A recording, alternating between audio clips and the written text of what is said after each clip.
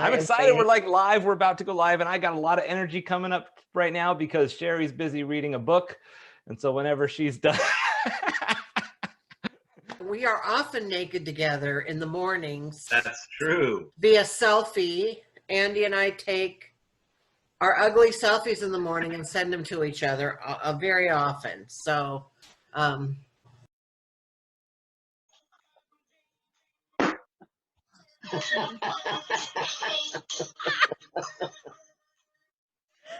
Oh, Cheri, have I got the genitals for you? Stop me now. Oh, no. If you've got an itch, Andy Vargo will scratch it.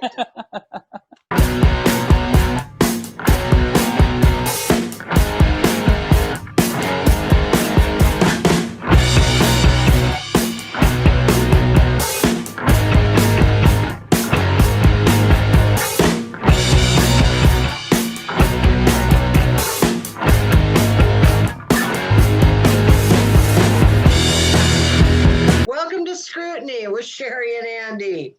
I'm Cheri, he's Andy. Yes. How are you today? in case you were confused, I am great. How are you, Cheri?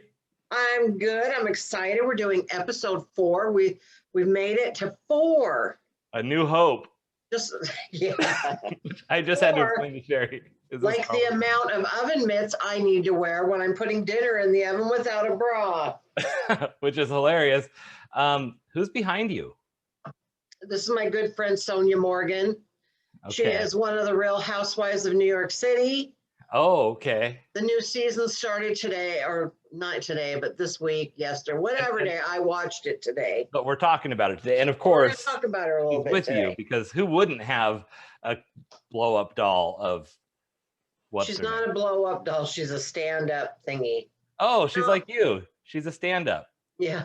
My husband bought that for me just as a gag, because she's my favorite. And Nipsey, our little dog, is terrified of her. He thinks she's a real person, but if you turn her around, then he stops barking. But when you turn her back around, so her face is showing, he goes crazy. Oh, that's funny. That is kind of funny. So we have a little game today. Oh, I can't wait for the game. Do you have anything exciting coming up you want to tell anybody about before? We can do that, yeah. Let me look at my calendar. Oh, tomorrow night, I will be at, I got to get the name of the place. Well, you're thinking of that. I'm going to just share that I have always my podcast, Own Your Awkward, every week. You can see it at awkwardcareer.com, or I'm all over the internet at awkwardcareer is my handle, or just Google Own Your Awkward and you'll find me. Also, I have a lot of, right now I've actually been really busy with a lot of one-on-one coaching things. So you're always, I'm always loving to have conversations with people about that, but it's kind of crazy to see how full the calendar is getting. So it's exciting. Yeah. I have a full calendar. This Friday, tomorrow, I will be in Seattle. I don't go into Seattle that often, to I guess I'm saying it right, Lo-Fi Performance Gallery for the psychedelic show. So I got some friends that are up from Vegas. They do a show where the comedians are tripping, and I'm going to be my sober self. So I'll be starting the show off for them. So that'll be fun. That sounds like a really fun night. Yeah. And then I got a couple episodes of Heavy Petting coming up on the next couple Tuesdays. So watch out for that. But the big deal is that Nate Jackson's Super Funny Comedy Club is having a competition. And so fun. I'm going to be in that, and there's going to be some really big heavy hitters. I want to talk more about Nate's club, but I want to save that for later in the show. So okay, so we're going to come back to that because that was fun. We were there this week, and that'll be a fun thing to talk about later, because right now I think there's something more fun and exciting. Yeah, there other is. than the motorcycle driving by right here. So before we do our little TV update, I want to play the game because I'm really excited and psyched about this. So I got to share my screen and get it all ready for you. And it doesn't have any sound, so I don't have to worry about that. Let's share the screen, and then I got to find it. And then we're going to present it. And the name of our game is, oh, wait. That is not the first. Gotta go back. And I'm going to think on that question because I saw it. Go back to Now slide. we're going to present it. Okay. But, it's called Is Andy Really Gay? Now, we should probably, for people who don't know why we're doing this. And I want to say, first of all, no offense intended to anyone's sexual. No, I'm worried I'm about guessing you're trying to say that there's stereotypes here that aren't meant to be offensive. It's Andy and I, we're besties. We joke around, and I always like to tease Andy that he's not quite gay enough because he never gets any what I would call gay references. So, which was actually part of how we came up with this show. Right. So the name of the game is Andy Really Gay? I have 6 questions for you, Andy. Okay. And at the end, we will determine how gay you really are. Okay? Oh, okay. There's a scale. Okay. All right. Gotcha. Are you ready? Yes. All right. Name one Barbra Streisand song. I think she sings the one that's in Mrs. Doubtfire. Don't sit around the sun, just sit and putter. Life's candy and the sun's a bowl of. Don't rain on my parade. Is that her? I think that is. Okay. Ding, ding, ding, ding. Okay, you got that one. All right. Ready for number 2? All right. I'm at least by. All right. Who is this? Oh, that's Doogie Howser. Okay. Do you know his name? It's Patrick something. It's not Patrick Swayze. That's close enough. Patrick Harris. It's Patrick Harris. Neil Patrick Harris. Yes. Neil Patrick Harris. He was Doogie Howser, MD, and he also played Barney on How I Met Your Mother. And yes, he is gay. All right. You get a half a point on that one. Okay. 3/4 of a point.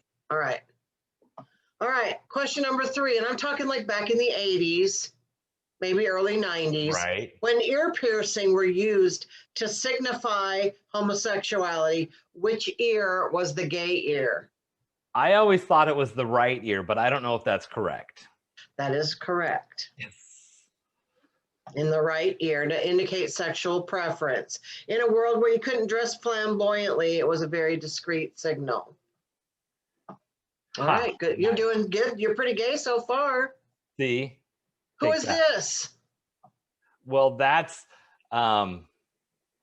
Sulu. What is the actor's name? I forget his name. It's I don't remember his name. It's the guy he plays. Doesn't he play Sulu on Star Trek? He's on Star Trek. I don't know who he plays. I'm not a nerd, remember? It's not Dan Rather. I know that. I don't remember his name. Okay.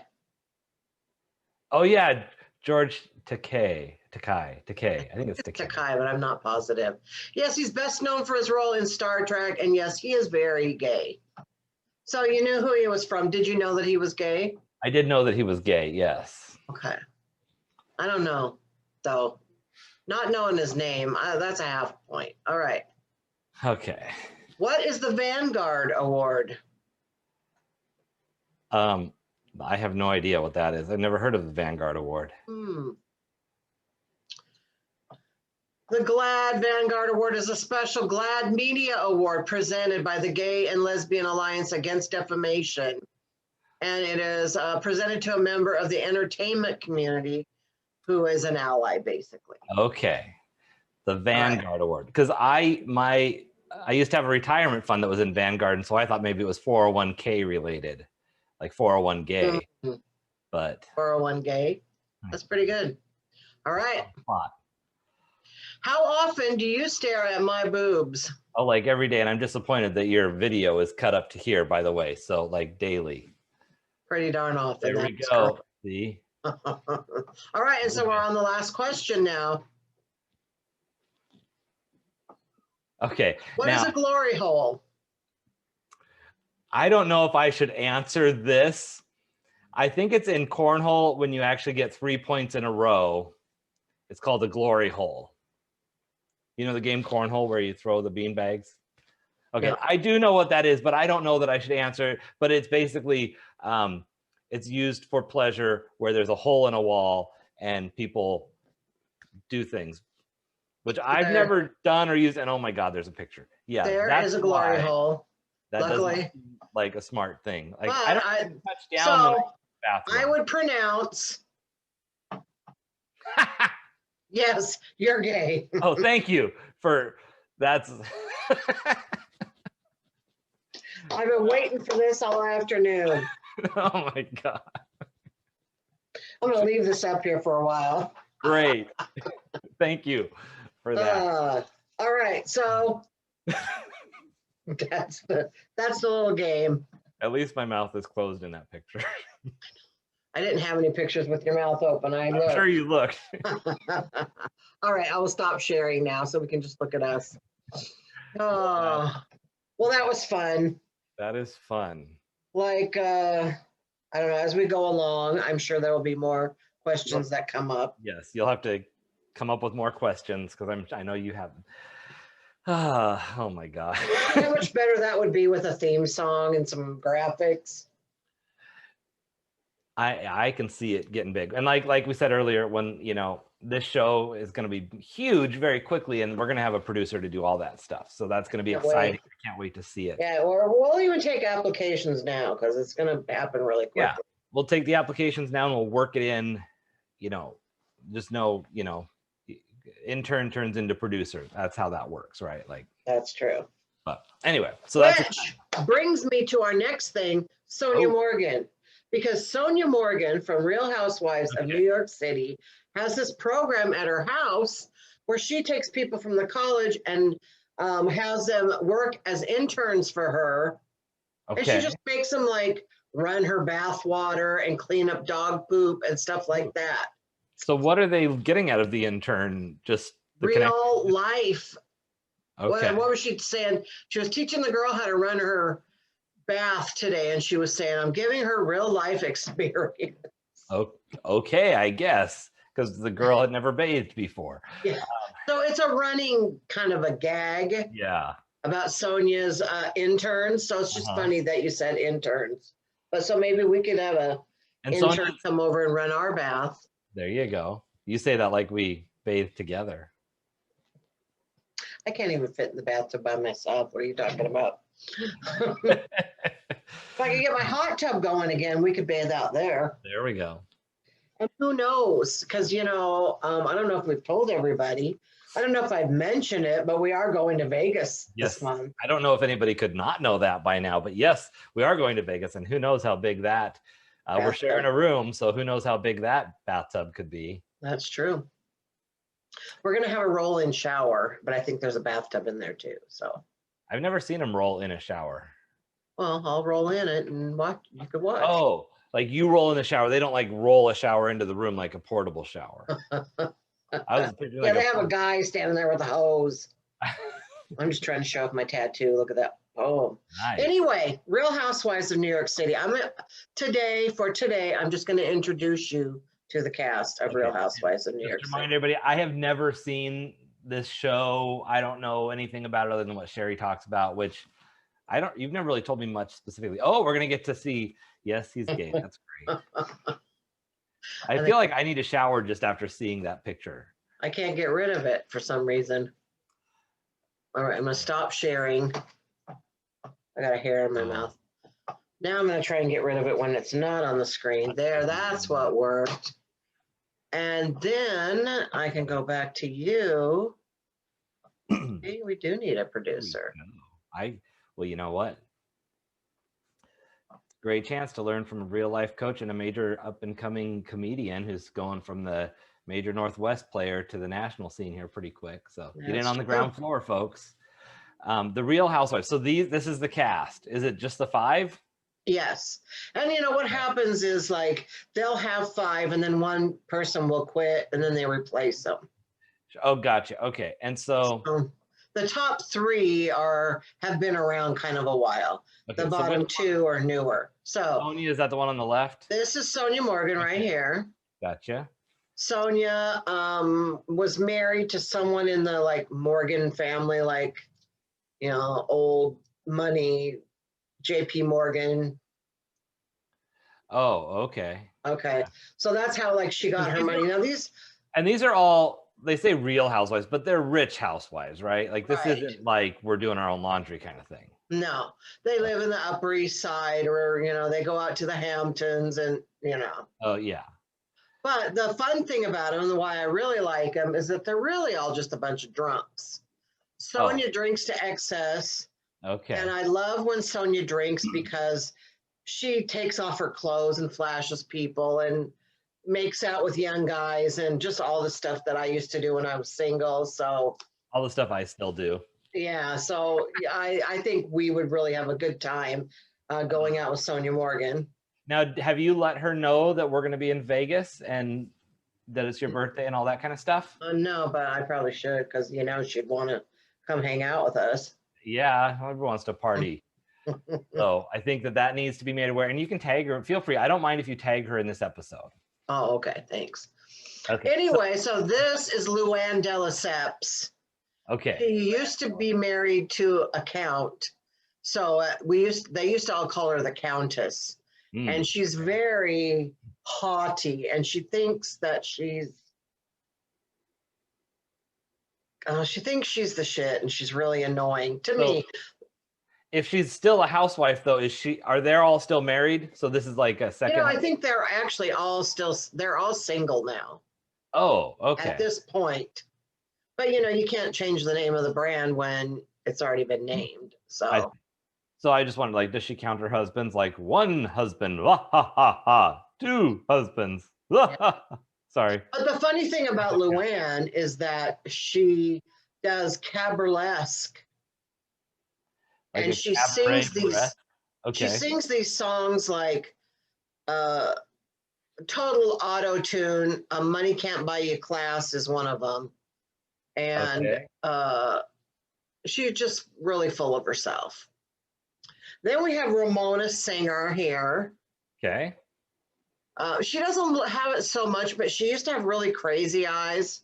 Like they even made, like on Andy Cohen's show, a pair of fake glasses with these crazy eyes, and they called them Ramona glasses. Oh, wow. But she doesn't look so crazy there. Because right now the craziest looking one is the vampire on the bottom.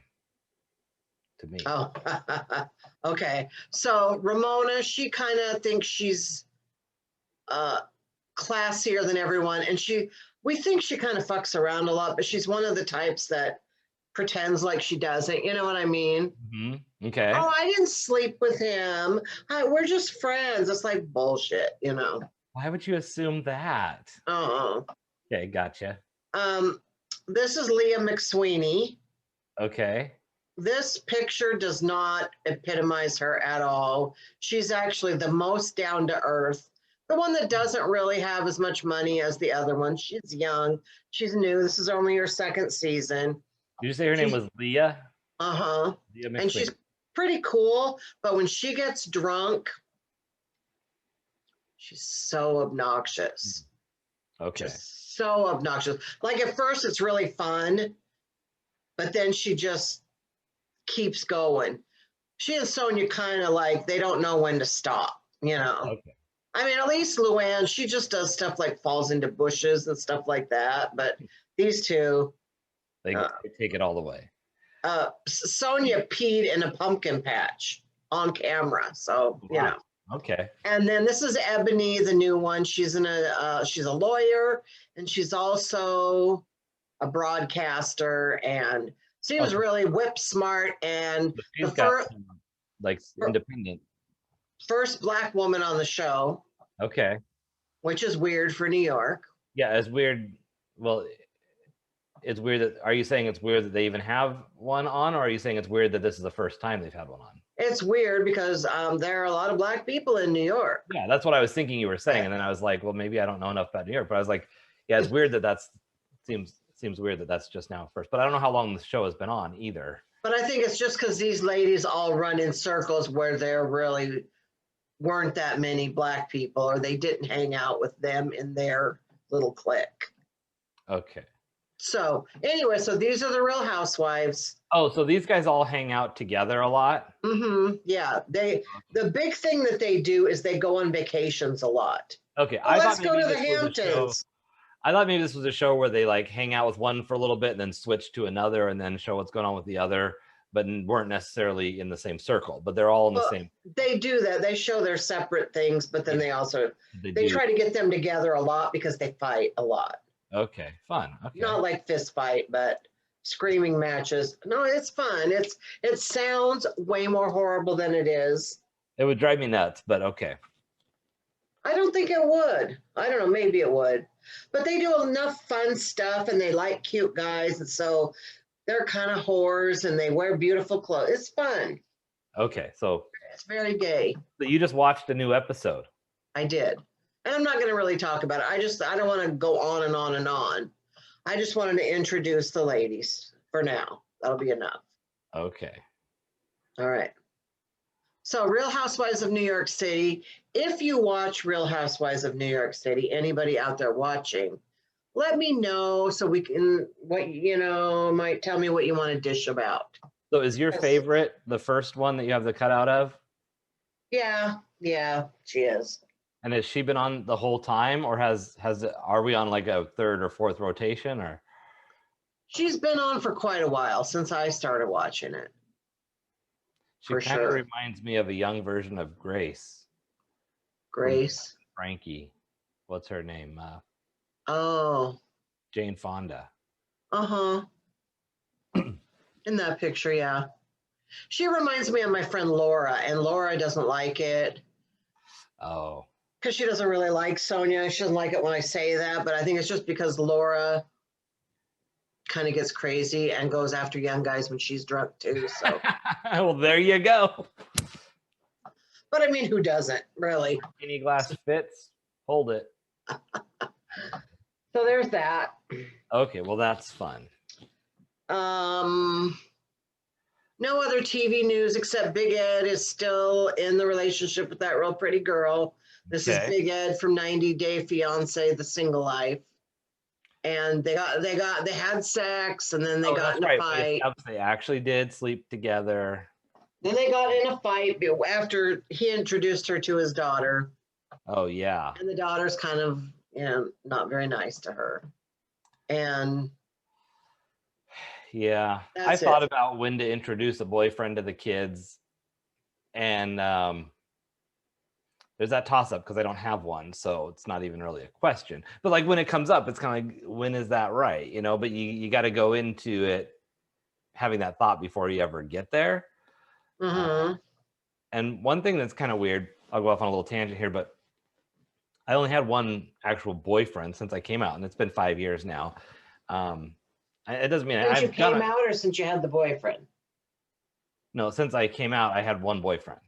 That was like a 6-month thing. I know you said it's been 5 years, and I said 5 years since you came out. Oh yeah, sorry, 5 years since I came out. Okay. And in that time, I had one guy that I dated for like 6 months, and it never got serious, and it was fine. And you break up, you're still friends. That's all well and good. However, what I felt like I handled wrong, at least for me, was that I didn't know how to handle like introducing someone to the kids, and so it was a few months into it before I did, which I didn't think was a inappropriate amount of time to wait a little while, especially the first time, where not only is it a significant other for your parents the first time after a divorce, but also that now it's a dude that your dad's dating, because that's kind of weird, right? So there was just a lot of variables. Right. But what was weird for me was I was like, okay, well, I want you to meet the boyfriend. We've been dating for a few months and blah, blah, blah. So it's like, you have the kids over for dinner or whatever. I don't remember the first time, but but I wish, looking back, how I would handle it later is just be more like, here's someone I'm hanging out with, and not make it like a big thing. And then if it's a conversation about, oh, is that a boyfriend or not? Then, well, yeah, it is, but not have it be like putting a label on it necessarily right away, because that's how the best relationships kind of develop anyway. And so putting that pressure on it of, oh, you're meeting this person who's a boyfriend, then it just kind of makes it weird. Versus I'm having a barbecue, my friend Joe's coming over, and then if they ask like, oh, is there something going on there? Because every barbecue Joe's here, or whatever. Right. And I have a friend, Joe, I didn't mean to make that weird, like, I was wondering if you were trying to tell me something. no, I just tried to pick the most, like, you know, a name. Basic name. And I didn't want to say Dave because that's your husband. And then we'd be like, well, wait, now what's going on? Like, but anyway, so I don't know where I was going with that, but that is like, so I think sometimes if you spring that on the kids too quickly, like what you're saying with Big Ed, even when your kids are adults, and almost probably worse when they're adults, it then becomes this, where are you trying to take this? Why is it important that you're putting this in my face right now? And is it for your own validation, or is it for expecting it to go somewhere, or are you wanting me to just embrace this right away? And whether it's a friend or family or kids, other people aren't necessarily going to fall in love or be that excited with people that we get excited about till they have a chance to kind of go through that path. So we put people out there, we're like, how are you not excited about this? And people are like, I don't see it, or whatever. So you know what I find? I find that kind of neediness, like in a person, is really unattractive. To me, that's one of the most unattractive qualities a person can have. Yeah. Like if I'm in a relationship with someone that's too needy. And I wonder, like, is that like a failing of mine? Like, am I just a bitch, or what is that all about? I don't know, but I don't like it at all. Well, this is one thing that I've noticed. I feel like I have to really keep myself in check about what I see as red flags, because I wasn't in a good relationship for so long that I overly look for red flags. So then I feel like sometimes I don't give things a chance because of that. So I can see that perspective. But also, if I'm ever start talking to a guy, or I see on his profile that he says, I'm looking for the one, or I'm looking for Prince Charming, or I can't wait for someone to make my life happy, and all these things, which all kind of feeds into that neediness, those to me are huge red flags, because I'm not here to be your savior and your happiness. And if you don't have your life together before I come into it, then the second something goes wrong, it's going to be my fault that you're not happy or that your life isn't good. And you're going to have that betrayal because I didn't provide that happiness for you. And I don't want to be that. I want to complement your happiness. I want to bring happiness into your life, but not be the end all be all reason why you can actually sleep at night. Right. But not only that, it's like, if they want someone in this spot in their life so bad, all they're really doing is trying to see who fits. Like in that episode of the Brady Bunch, when Greg got to be Johnny Bravo, but it was only because he fit in the suit. Oh, gotcha. Yes. It wasn't because they really thought he was that talented or whatever. Yeah, I don't remember that particular episode, but sorry. But I get the concept, because that was one of the things. I know someone who hasn't had any downtime between relationships, and it puts that question in my head when I look at who they date, where I think, does their partner even know if they're really that important to them, or are they just a placeholder? Because it's like, okay, I don't have anybody right now, I need you, and until there's a reason why we're going to break up, I'm going to make this work. And that, I think that neediness, while it can be flattering, and I think a lot of people love feeling needed, to me, it's something that I don't want.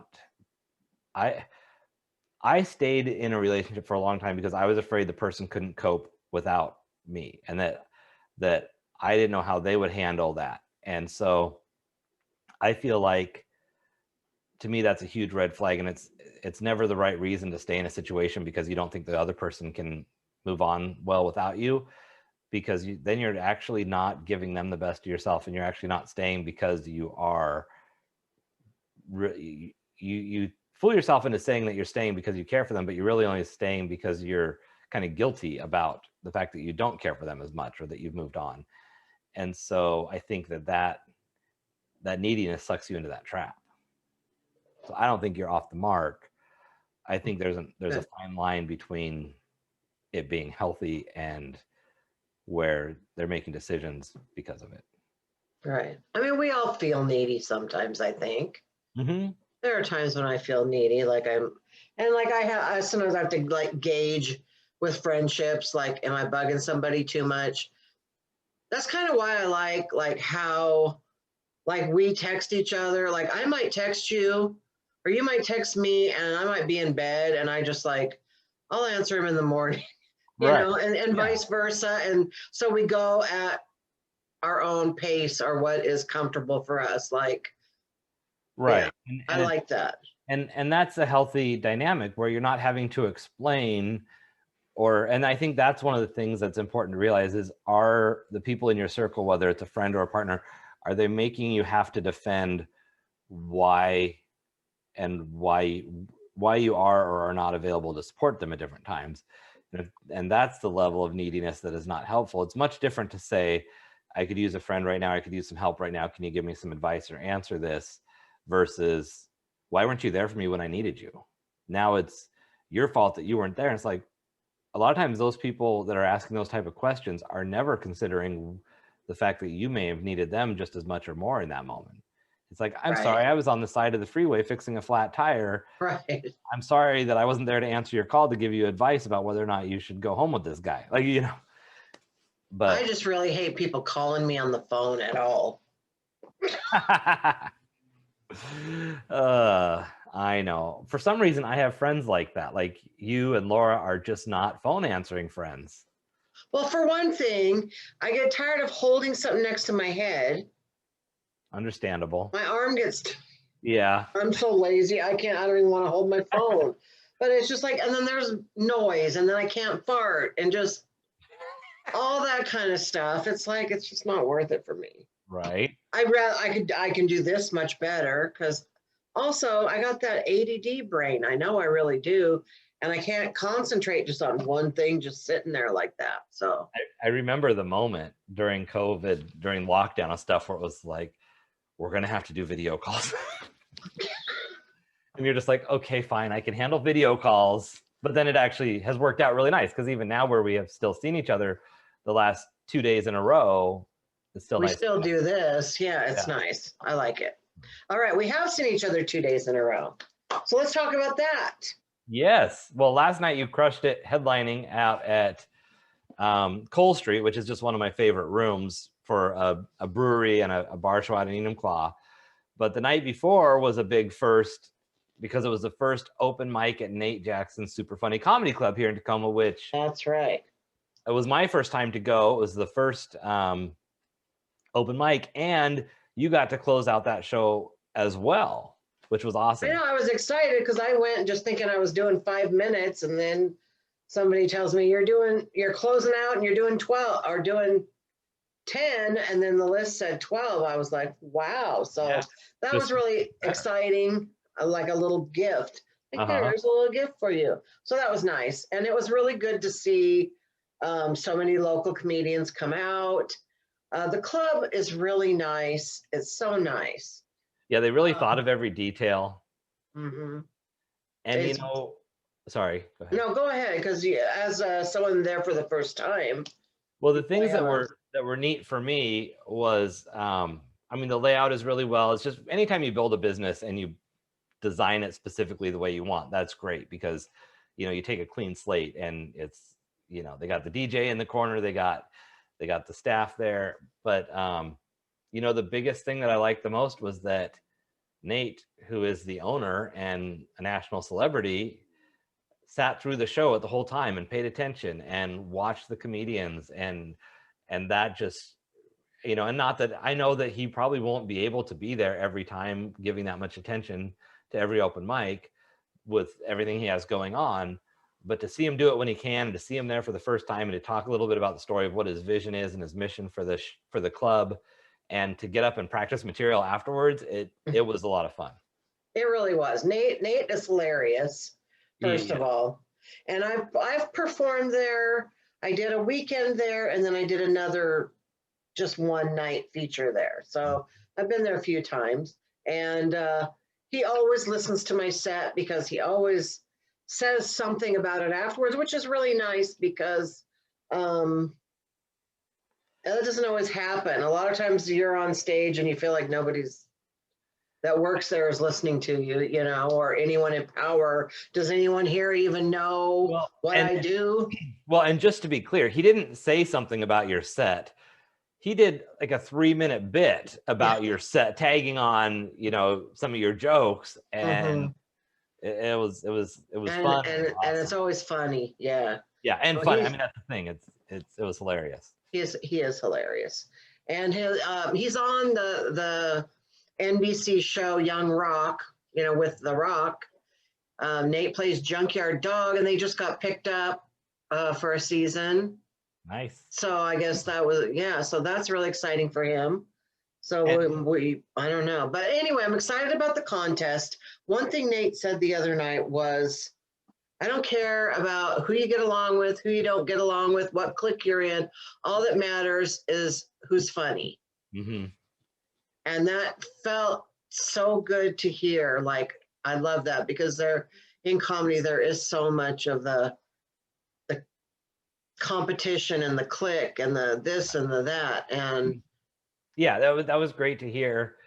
And yeah, that competition, which you're going to be in, I didn't sign up for it because I've gotten so busy with my business that I felt like I couldn't give it my all. And I'm really trying to not put my name in the hat for things that I can't focus enough attention to. Right. And then at the club, when Nate's talking about the way they're doing this contest, first of all, there's a cash prize, so ka-ching, right? Like, to use your verbiages. But you know, the thing is that above and beyond that, it's like the level of respect for the attention to the comedians, because he's finishing the contest out on a Friday and Saturday night. He's like, he's taken that time from his club, from bringing in headliners, to give the comedians that are local and up and coming and working their way up the stage and the presence in the audience of a weekend show. Well, I mean, the things that he was talking about, I was sitting there going, damn it, why didn't I sign up for this contest? But I mean, and at the same time, I have to remember that for me, comedy is in a different place in my life. And maybe next year, if they do the contest again, maybe I'll be in a place where it fits in well, because I would like to do that. It would be a lot of fun. But right now, I'm just at some critical places with my business that they have me so busy that I wouldn't have time to dedicate to practicing and rehearsing, and I'd have to make some tough decisions. And so, but I'm excited. And I'd love to hear you. I didn't want to take away your thunder on this, but how'd you get on stage? How did I get on stage? You mean physically? How did I get on stage? Yeah, at Nate. Yeah, Nate has a wheelchair accessible stage. I can drive right up that sucker and park and get out and get on my stool. And that is fantastic. It also is amazing because Debbie Wooten from Portland is going to be in the contest too. And so she usually is in a wheelchair, not always, but yeah, so she'll be able to ride. She's got a scooter too. She'll be able to ride up on stage. So I anticipate us old broads in our scooters are going to be in the top spots. Yeah, so you're a heavy hitter. Debbie's a heavy hitter. This is going to be a really interesting competition to watch. I'm even though I'm not in it, I'm planning to be there for every night that I can be, because I don't want to miss. This is like, to me, it's like the World Series, right? Like, I don't want to miss any of this action. And so and that's where I had to be like, okay, well, if you're going to be there anyway, you might as well go on stage, but I don't have all the time to prep and prepare. And all that. But it's going to be exciting. And there's going to be some local celebrities judging parts of it. And so, yeah, I don't know if we're supposed to give that away. No, but it'll be fun. Yeah, it will be fun. You know, competition in comedy is kind of a, you know, there are two sides to it. Sometimes it makes you feel really good, and sometimes it makes you feel really bad. And sometimes, you know, people get jealous, people get mad. There are different things that happen, but we know Nate's fair, and he's going to run things the way he wants to run things. And if anybody's going to be a baby about it, he's not going to put up with that. So it's going to be, he's a straight shooter. It's going to be good. Well, and you know, I'm glad you brought up that competition aspect, because every time I do a competition, anytime you don't win, you know, your instinct is, I'm not doing a competition again. It makes me feel like crap. And you start you start questioning your validity as a comedian or whatever skill you're doing. This really applies to if you're an artist and you enter a competition, or a baker and someone doesn't choose your pie. It's, you know, unfortunately we take their preference in taste to be a reflection of the fact that we must not be as good as somebody else. In reality, it really comes down to the fact that the people that were making the choice that night clicked better with somebody else because they hit home with them differently. It has nothing to do with them necessarily being better. I mean, there could be some things where you're like, oh, mine was undercooked, mine was this, whatever. Sometimes there may be some elements where someone may have a skill set more developed, but overall, it doesn't mean that someone is necessarily better than you when you don't when you don't win a competition. And I think the important thing is that we put the competition in the right place in our life, where we say, okay, I'm going to do this competition, and regardless of where I place, what I'm going to take out of it is what I learned, the skill set. Maybe I put myself in front of a different audience than I would have before. Maybe I made some moves strategically that I thought were a risk and I thought they were good, but looking back, I can see where I might make a different choice next time. So things like that, where we can take that and say, you know what, even if I didn't win, my eye is on the bigger prize, that I'm developing my career, I'm developing my skill set, and this is part of that process. Well, and another thing is, like, when I saw that Debbie Wooten was going to be in the contest, I was like, oh crap, you know, because I'm pretty cocky. I'm like, oh, I'm going to win this, or, you know, maybe Bo Blast is going to win and I'm going to come in second. You know, like I don't even know who else is in it. There's going to be like 50 people, but I'm just watching as people post that they're going to be in. And I saw Debbie Wooten, I was like, oh crap, I might as well, you know, I have that feeling I might as well give up now. But then I thought about it and I'm like, I love Debbie Wooten. I've worked with her several times. She's the nicest lady. She's hilarious. I'm excited to just work with her again. Yeah. And so I'm just looking at it as like, this is an experience. I'm going to work with people probably that I've never worked with. And I always learn from watching other comedians. And there's always when you're in a competition, there's always the people on the list that you would be honored to kind of go head to head against and lose to, or like, I would almost be embarrassed if I won against them, because I would have that imposter syndrome or that guilt. I was recently in a contest for Toastmasters, and I went up, you know, I did the club level and then up one more level. And but there's always the people that you're just like, whether it's a personality thing and you just don't like them, or you don't think they're as far, where you're just like, if I lose to them, then that's going to make you, then I need to quit comedy, right? Like, and honestly, we have those people, and to not acknowledge that. But sometimes losing to them has nothing to do with skill set. It could just be that click thing, and not that that's going to happen here necessarily, but it could just be that they connected better that night, or we did get cocky and didn't come with our all. And one of the criteria is audience reaction. So, you know, if somebody brought 100 people with them, that's going to skew the audience reaction. Right. And then sometimes you get accused of doing that even when you don't. Well, but also the thing is, as much as people might get a little upset that someone brought 100 friends to a show and then they won the contest, well, part of being a comedian professionally is that you're bringing people to a show. So if you can do that and that wins you the contest, whether or not you're funny or not, that's part of the business of comedy. So you need to get over that and become a bigger draw. Well, and it makes for a bigger, louder audience that are probably going to be in a good mood, and they're going to laugh for you too if you're funny. So and I know we've had this conversation about whether it's a show that we're nervous about the lineup, or it's a contest, where the thing that we need to keep in mind is it's our job when we're in that set and when we're on that stage to entertain people and be funny. Like, it doesn't, like, we need to get it out of our head about, oh, I hope I do this or that or whatever. But in this 5 minutes or 10 minutes or 3 minutes that I'm here, I need to be focused on interacting with the audience, taking them on a journey, making them laugh. And if that gets me somewhere or doesn't, it doesn't matter, because that's my goal in the big scheme of things, is to be the funny person.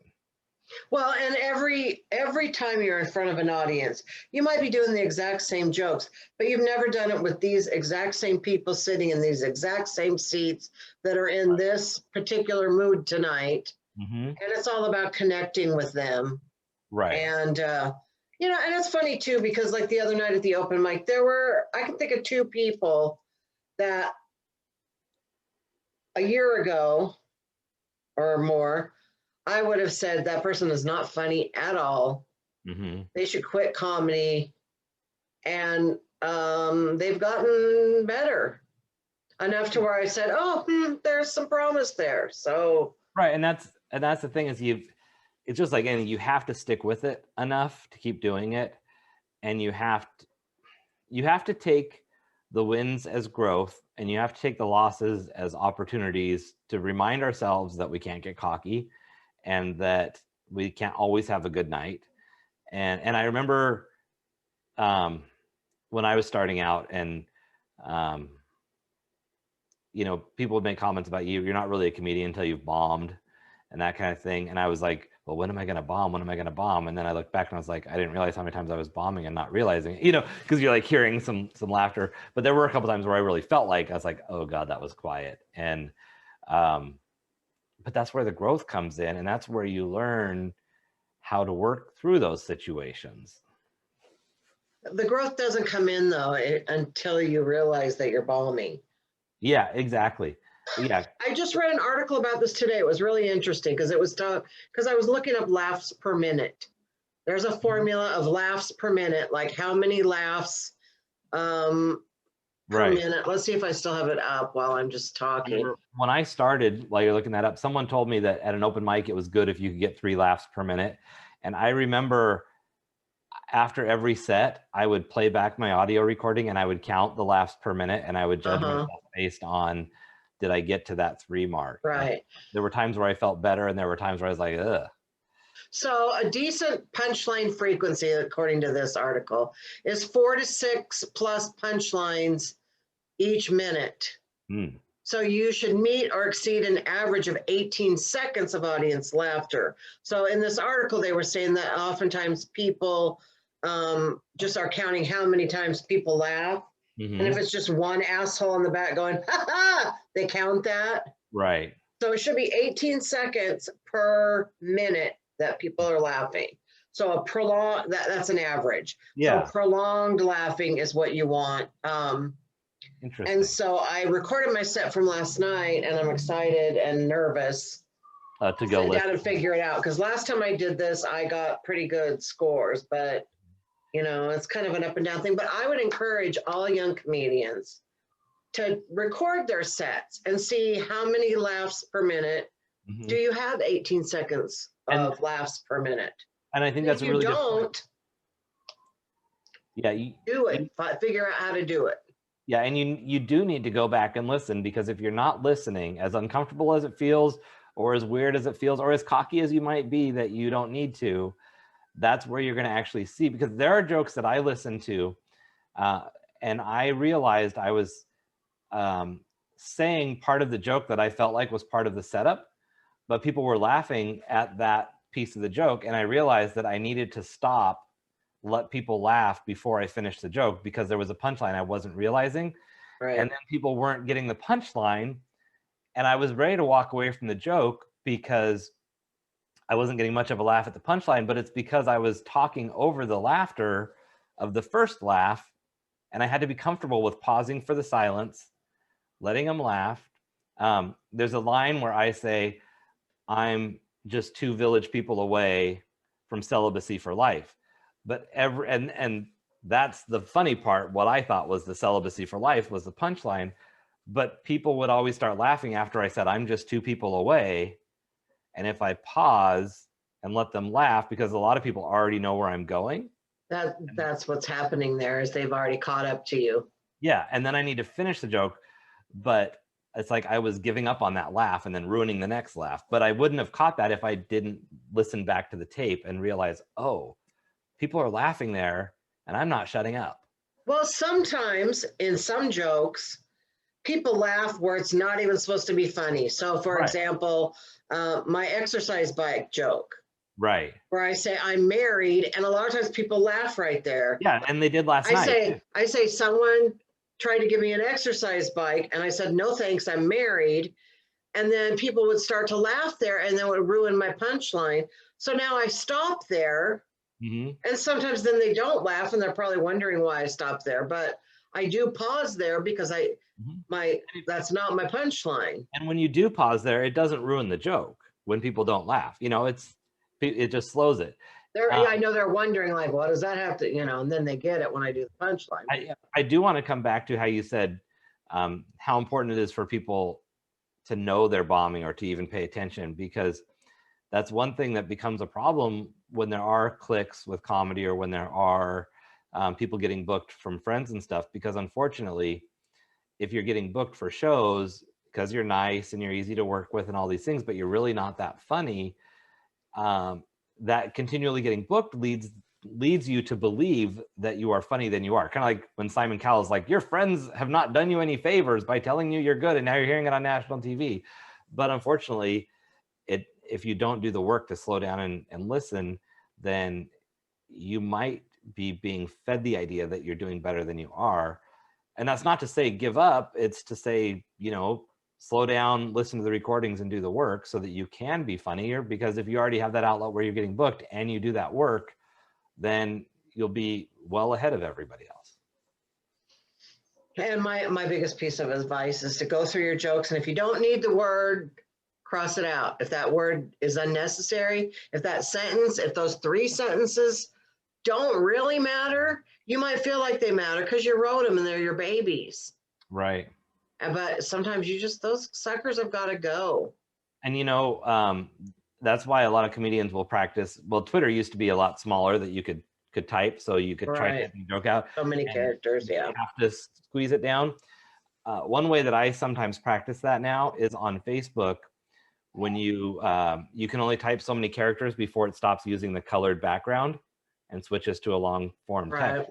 And so if you do that actually, I had something I was writing out the other day, and I found that there were 4 or 5 different words that I didn't need to put in the phrase. And word economy, they call that. Yes.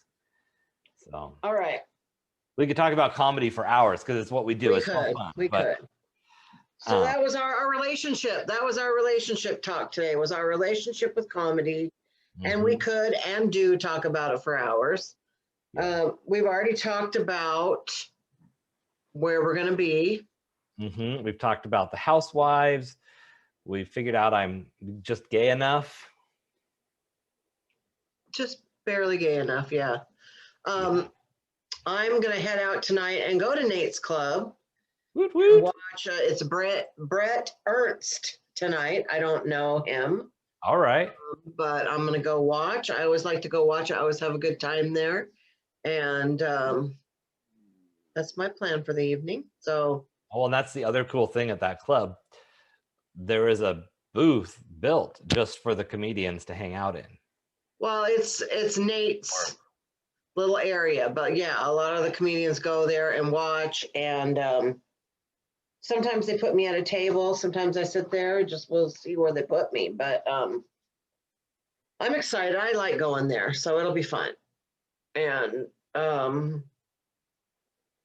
next weekend I've got a private show, so that'll be fun too. Ooh, that's exciting. Yeah. All right. Well, we will probably be back next week. I don't see any reason why not. I'm looking forward to hearing more progress on all these reality shows. You're going to have to give me next week, now that we've met the characters of the Desperate Housewives, next week, you're going to have to give me a scenario or something. Get into this. I will. I saw some, they're all getting ready to go to the Hamptons together, and I saw a little preview. It was kind of funny how they did it. I'll do this really quick and then we'll go. So they were all like, oh, it's so nice to meet you, to the new girl and everything. And like, oh, let's go to the Hamptons. It's going to be so fun. You can come to my house. And then they would cut to a scene from the actual Hamptons where they're all screaming at each other. Then they'd go back like, oh, your blouse is so cute. And then it was like, you guys are all whores, so I can't wait. Right. Yeah. So it's going to be good. We don't talk to anybody like that in our lives. And it's like, how do these women just get away with talking to people? But it would feel good sometimes to just scream out what you're really thinking. I mean, come on. Yes, it would. But we're from the Northwest, and we We're polite Passive here. aggressive. We just won't. Yeah.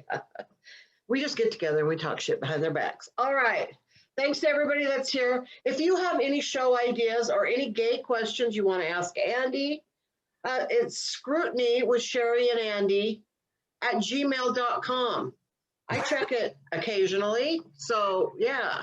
And if you have, you can send ideas in there if you have questions for Cheri, like to add to that game show, because I know she's going to do that again. Those could be in there, or scenarios, or if there's a show like, hey, let's get caught up on an episode because you saw this thing that was messed up and you want us to give it our own personal twist of scrutiny. Oh, let me say one more thing. I know you just ended it perfectly, but we talked about the circle last week. Oh, yes. We talked about the circle. Well, we had the finale, and I've started to watch it 3 times and fallen asleep every time because I'm sleep deprived right now. I'm going through it. Yeah. So maybe next week I will talk about who won the circle. So spoiler alert. Watch it between now and then we'll discuss. Okay, that sounds like a plan. I'm not going to watch it because I got to find out from you. Bye, Okay. y'all. All right, bye.